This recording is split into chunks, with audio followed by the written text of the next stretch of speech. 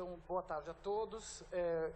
Eu vou falar para vocês de histoplasmose. Em primeiro lugar, eu gostaria de parabenizar todos os médicos aqui presentes ao nosso dia e agradecer à comissão organizadora por falar de histoplasmose, que é uma doença desafiadora e que traz muitos transtornos aí para os pacientes imunodeprimidos.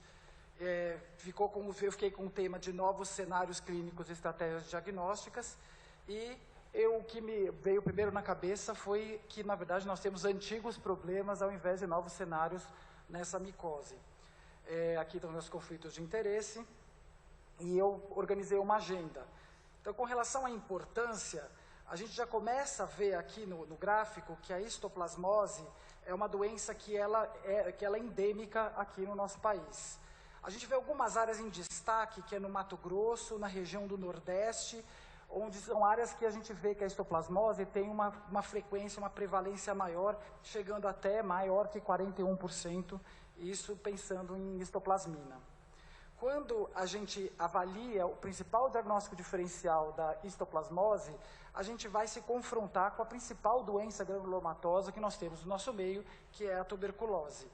Então, esse trabalho é muito interessante da América Latina, que faz uma estimativa da histoplasmose em relação à tuberculose nos pacientes vivendo com HIV/AIDS, aí, obviamente, no contexto AIDS.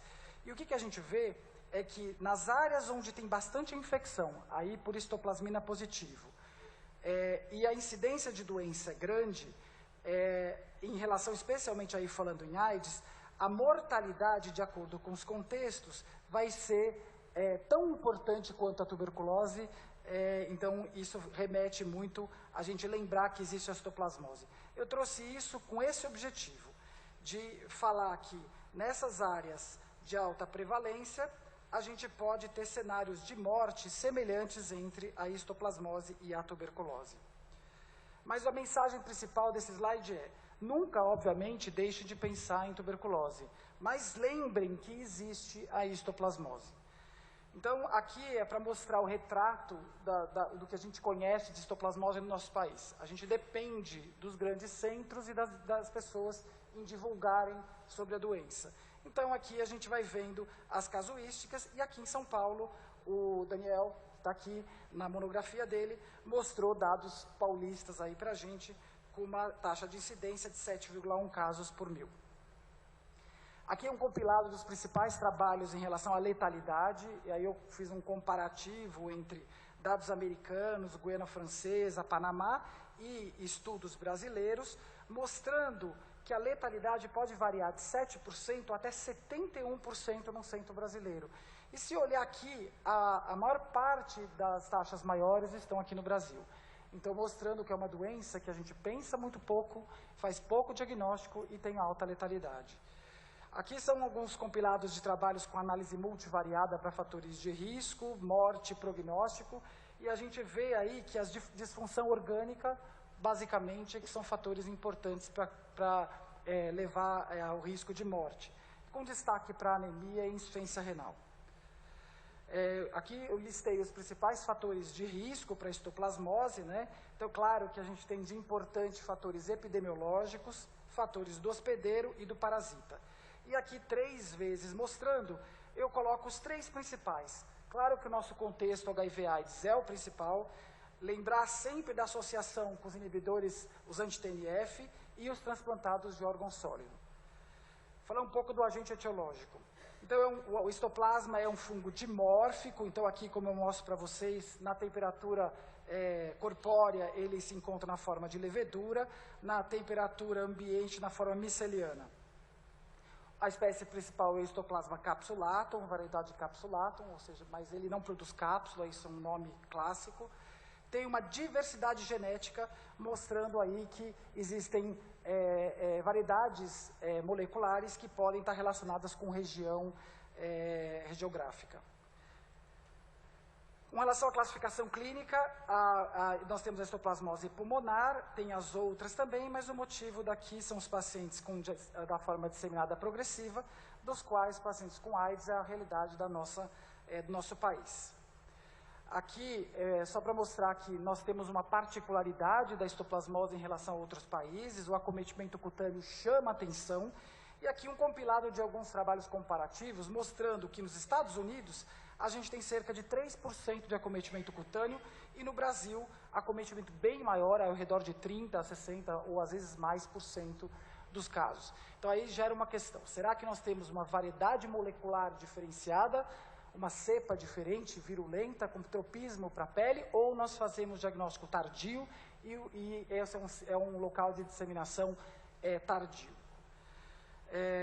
Com relação aos novos cenários, eu vou começar falando dos transplantes de órgãos sólidos.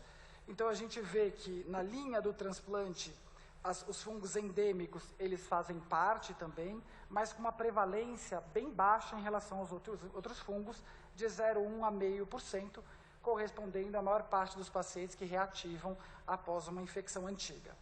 Aqui são dados da Transnet, mostrando os vários tipos de transplante, né, e mostrando que as micoses endêmicas, em relação às outras micoses, ela é ao redor aí de 10%. No transplante de órgão sólido, não, então nós temos aqui dados nossos do HC, quer dizer, um compilado de 2000 a 2012, o que a gente vê é uma histoplasmose mais tardia e um número muito pequeno. São 9 casos para 1.733 pacientes transplantados, com uma prevalência de 0,5%. E a gente pode ver que isso se repete na maior parte dos centros, ou seja, a histoplasmose dentro do contexto do transplante, ou ela não é diagnosticada, ou realmente ela é menos frequente do que as outras micoses. Então, aqui dados dos Estados Unidos, de um centro dos Estados Unidos, de 20 anos, mostrando aqui as micoses endêmicas de um modo geral, e aqui a histoplasmose dela, mostrando que ela também, entre as outras micoses, ela apresenta uma frequência relativamente baixa. Esse trabalho tem de interessante que, na análise multivariada, a indução com ATG e a idade foram fatores importantes para o desenvolvimento de micoses de um modo geral. Com relação ao uso de imunossupressores, então eu vou comentar o uso dos anti-TNF, e aí vale a pena salientar que quando a gente fala de novos cenários e a gente pensa em novas moléculas relacionadas aí para tratamento de doenças reumatológicas, a gente não pode esquecer que isso não veio de agora. Então, desde 98, com o uso de infliximab e etanercept, a gente já vê situações relacionadas à reativação de doenças, especialmente granulomatosas nesse contexto. Então, dados experimentais já mostravam que o TNF tem um papel muito importante no controle de doença granulomatosa. Então, o desastre a gente imaginava que poderia acontecer quando a gente bloqueasse esse tipo de resposta em paciente que já usava o anti-TNF. Em 2002, tem um relato de uma mulher de 52 anos, com artrite reumatoide, tomando vários imunossupressores, que evolui para um quadro febril, com insuficiência respiratória, e o diagnóstico é histoplasmose. Em 2002, também, já 10 casos aí relatados, 9 com infliximab e 1 com etanercept, mostrando que a gravidade desses casos chamava atenção. 9 pacientes foram para a UTI e 1 faleceu. A partir daí, tem casos em 2003, tem em 2005, 2006, inclusive relato de paciente de área não endêmica, e em 2008, o FDA faz um alerta alertando o risco de reativação de histoplasmose nos pacientes em uso dos imunobiológicos. Então, ele relata 240 casos, aqui, obviamente, dos Estados Unidos, então dos vales do Ohio e Mississippi, que são áreas conhecidamente endêmicas para histoplasmose, e acho que a mensagem principal desse alerta é 21 casos inicialmente não foram reconhecidos, e aí o antifúngico foi atrasado e a mortalidade foi alta nesse grupo. Então, isso é bem importante a gente entender que essas moléculas elas podem levar à reativação, e a gente acaba esquecendo, lembrando muito da tuberculose, e é claro, é uma doença importante no nosso meio, prevalente, mas esquecendo da possibilidade da histoplasmose ou outras doenças nesse contexto. Essa casuística de 26 casos, de 98 a 2009, ressalta a importância da combinação do anti-TNF com outras drogas, né, e também com mortalidade, e essa casuística de 2000 a 2011, com 98 casos, mostrando aqui a importância também da associação de drogas e já começando a falar da importância do diagnóstico com altos níveis de antigenúria que poderiam ser preditores da doença. Daí em diante existem vários artigos de revisão. Esse é um artigo interessante, que ele foi publicado em 2009 e que ele é um dos primeiros que começa a falar um pouco da parte clínica e com a conduta a se tomar nesse tipo de paciente. Então, a endemicidade, a estimativa, reforçar o diagnóstico nos exames histopatológicos, nos tecidos envolvidos, cultura e antígeno urinário, que seria importante para esses pacientes. E a terapia com anfotericina lipossomal e depois para itraconazol. E, por último, e não menos importante, são as estratégias que nós vamos fazer para diagnosticar os pacientes com histoplasmose. Eu acho que esse é o ponto mais importante dessa aula e a mensagem que eu vou passar. Eu acho que, em primeiro lugar, sempre pensar que histoplasmose é um diagnóstico diferencial, que ela pode existir. Os nossos pacientes, eles migram bastante, eles vêm de áreas diferenciadas. Então, nós temos que ficar atentos a essa questão epidemiológica. E lembrar também que a gente vai ter que invadir, vai ter que ir atrás para fazer diagnóstico. Então, essa é a mensagem, né? Nós temos que lutar muito para fazer diagnóstico e o desafio acaba sendo muito maior ainda no paciente imunodeprimido. Então, aqui eu tenho 3 pontos bem básicos aí que a maior parte dos centros conseguem fazer. O micológico direto e cultura, o histopatológico e a sorologia. No caso do micológico direto e cultura, temos que ficar atento a uma eventual baixa sensibilidade que pode ocorrer dependendo do centro que foi realizado e da condição do paciente. Do ponto de vista de histopatologia, nós temos que ficar atento que depende muito de um patologia experiente, porque o histoplasma é uma levedura intracelular, especialmente aí em sistema retículo endotelial e em macrófagos, que pode ser um diagnóstico diferencial com leishmania, eventualmente com cândida glabrata, mas é outro contexto, e a gente vê frequentemente aí uma escorregada diagnóstica em relação a criptococos. E, em relação à sorologia, nós temos uma variedade de métodos, de antígenos que são realizados, mas a imunodifusão acaba sendo o teste mais realizado, que vai ter um melhor desempenho para pacientes imunocompetentes e um pior desempenho para os pacientes imunodeprimidos. Então, isso é o que nós vamos ter que vencer em relação ao diagnóstico tradicional.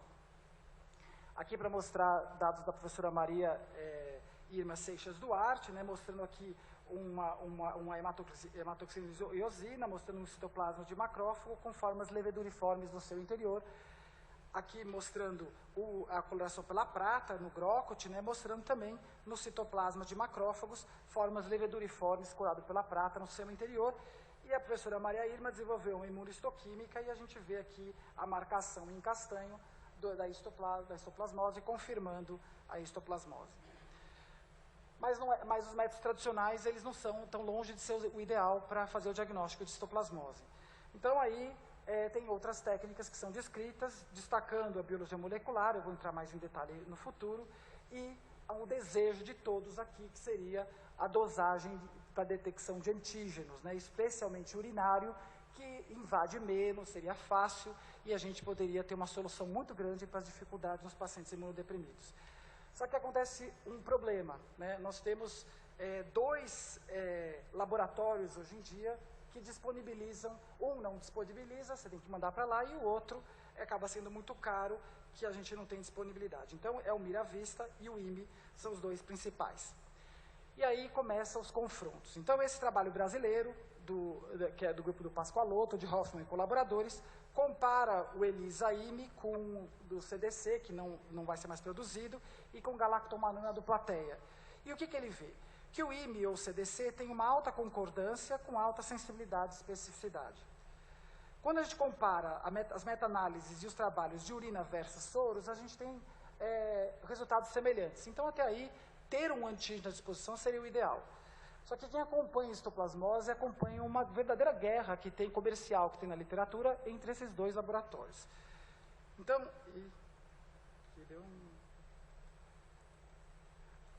aqui tem esse trabalho de Cláudio e colaboradores, né, que é um trabalho de 2007, que ele compara o IME a sensibilidade do IME com o Miravista e ele nota que o IME tem uma ligeira vantagem em relação ao Miravista. Depois, Lemonte, não gostando desse resultado, faz um novo estudo e encontra o contrário. O IME 84% e o Miravista 92%.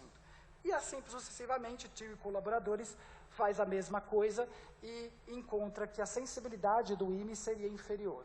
Bom, num cenário em que nós não temos nenhum, para a gente seria muito importante contar com qualquer um. Então, comparando entre os métodos diagnósticos aqui, com vários trabalhos, a gente vê que a eficácia dos métodos depende muito da forma clínica que é utilizada. Então, no paciente com histoplasmose pulmonar aguda, tem uma realidade, no subaguda a gente vê uma menor sensibilidade, positividade dos pacientes dos métodos tradicionais em relação ao sorológico. Então, aí, olha, a sorologia é um bom método. E na disseminada progressiva, a gente vê um desempenho melhor da detecção de antígeno em relação aos outros métodos. Em relação ao transplante, né, a gente vê que o antígeno urinário acaba sendo um dos métodos mais importantes para serem utilizados. Então, é uma questão importante, né, para falar. E a galactomanana, ela pode cruzar com histoplasma também, então tem essas descrições iniciais, e a partir daí surgiram trabalhos de revisão, mostrando até fluxos que envolvem a galactomanana. Então a gente vê um teste de galacto positiva, faria antígeno para histoplasma em soro e urina, e de acordo com os resultados, classifica se é mais para histoplasmose ou se é mais para aspergilose.